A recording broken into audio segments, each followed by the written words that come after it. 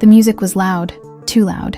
Lights flashed like lightning across the crowded nightclub, casting colors over dancing bodies. People laughed, shouted, drank, spun, kissed, and lived their carefree moments as if nothing could ever go wrong. But amid that chaos, I stood still. My breath shook. My chest felt tight. Everyone else was enjoying the night. And I, Emma Collins, felt something inside me breaking before anything had even happened. That night would change my entire life forever. I wasn't supposed to be here. Not in this club, not in this noise, not in this cheap, glittering world where people pretended their problems didn't exist. But Daniel insisted. "You need a break, Emma," he had said, brushing past my hesitation. "You're always home with the baby. Come out, have fun. Have fun." Funny how easily some people can say that. The truth? I didn't feel like I needed a break. I needed honesty. I needed clarity. I needed my husband back. Because lately, he wasn't the man I once knew. There were moments, small ones, when he came home late. When he hid his phone the second I walked into a room. When he claimed he was stressed from work, yet smelled faintly of someone else's perfume. I ignored it, or tried to. But that night, something inside me screamed, "You're not here to party. You're here to find the truth." 2 minutes into the night, I felt the first wave of tension. A voice inside whispered, "Stay alert. Something is wrong." Chapter 2, Lost in the Crowd. The music pulsed like a heartbeat. Bodies swayed. I forced a smile whenever someone bumped into me, pretending to belong, pretending to taste the freedom Daniel wanted me to have. But my eyes never stopped searching. Where was he? I scanned the room. Bright neon lights reflecting off faces. Shadows shifting, dancers moving in a blur. Then, through the crowd, I saw him. Daniel, my husband, my child's father, my once best friend, laughing, leaning close, whispering into another woman's ear. She touched his arm.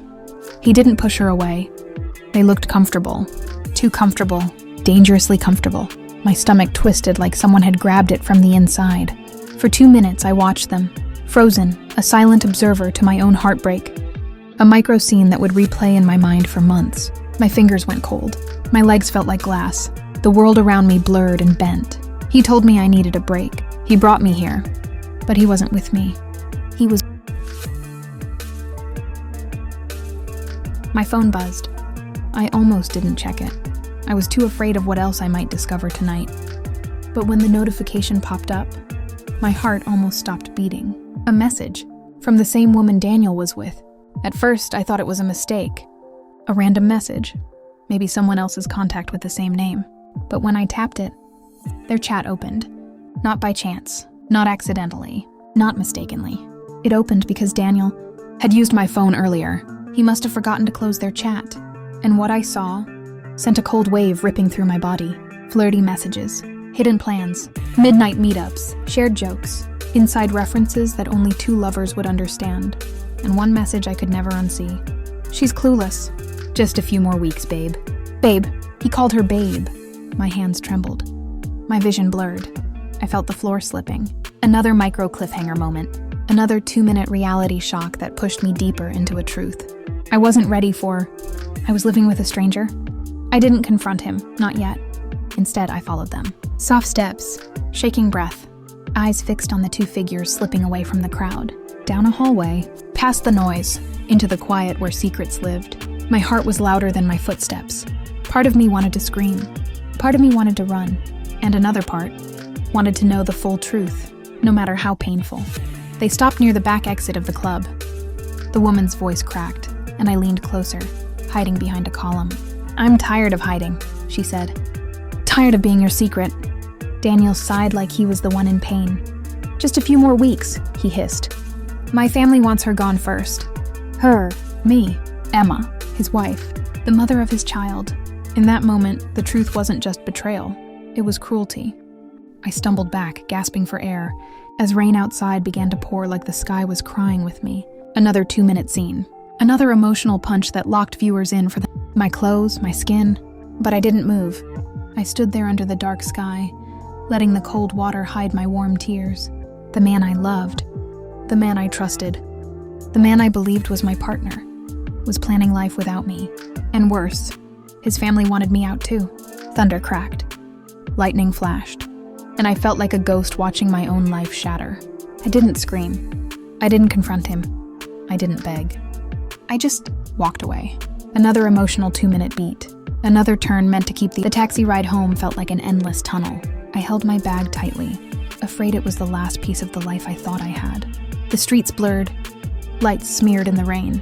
My heartbeat throbbed in my ears. At home, silence greeted me like a friend. I walked into my son's room. There he was, my little angel, sleeping, peacefully with his tiny hand curled near his cheek. He didn't know. He didn't see. He didn't feel the storm brewing. I kissed his forehead and whispered, "I will protect you, no matter what." For him, I had to stay strong. Chapter 7. The door slams. Minutes later, Daniel came home. He didn't sneak in quietly. He didn't apologize. He didn't explain. He slammed the door so hard the frame shook. Then he shouted at me, as if I had done something wrong. His words poured out like venom, accusations, blame, twisted logic only a guilty person would throw. "You embarrassed me. You're too controlling. You're always suspicious. You're the problem in this marriage." Not once did he mention the woman. Not once did he show guilt. Not once did he acknowledge what he had done. I cried quietly, but he didn't stop. His anger grew. His eyes were cold. His tone was cruel. And then, he said the sentence that shattered my world. "Get out tonight." Then he pushed me, physically, into the rain, our son in my arms. And the door slammed behind us. Another 2-minute shock point. Viewers stay. They need to see what happened. Rain poured over us. I wrapped my son tightly in my jacket, shielding him from the cold. His little voice whispered, "Mama, why are we outside?" I couldn't answer. I walked aimlessly, each step heavy with heartbreak and fear. Where would we go? What would we do? How did the man I gave everything to turn into this? The world felt too big, too loud, too uncaring. But I kept going, because mothers do that, even in storms. She saw my soaked hair, my red eyes, my trembling hands. She just hugged me, a warm, solid hug that finally broke the dam inside me. "Come in," she whispered. "You're safe now." And for the first time that night, I believed it. The next morning, I searched through my bag for my son's blanket. That's when I found something unexpected. Papers Daniel had forgotten inside. At first I thought they were old bills, but when I spread them out, my breath hitched. Property documents, financial statements, legal drafts, all under Daniel's name, and buried inside, notes outlining how to legally remove me from everything. Not just the house, not just the marriage, but every asset, every right, every piece of security I had. His mother's voice echoed in my memory. "She doesn't belong with us." Now it made perfect sense. This wasn't just cheating. It was a plan, a family conspiracy, a carefully constructed trap. This was never about one night, one woman, one mistake. This was about erasing me entirely. A full 2-minute twist point, one of the biggest. I expected to collapse, to break, to give up, but something inside me shifted. A fire, a strength, a determination I'd forgotten I had. I gathered the documents. I called a lawyer. I protected myself and my child. And when Daniel came demanding we talk, I didn't shake. I didn't cry. I didn't fear him anymore. I had proof. I had truth. I had power. I finally saw him for who he truly was. Not a husband. Not a partner. Not a man worth my tears. Just a stranger I was done suffering for. A new beginning. It took time. It took courage. It took pain. But I rebuilt my life.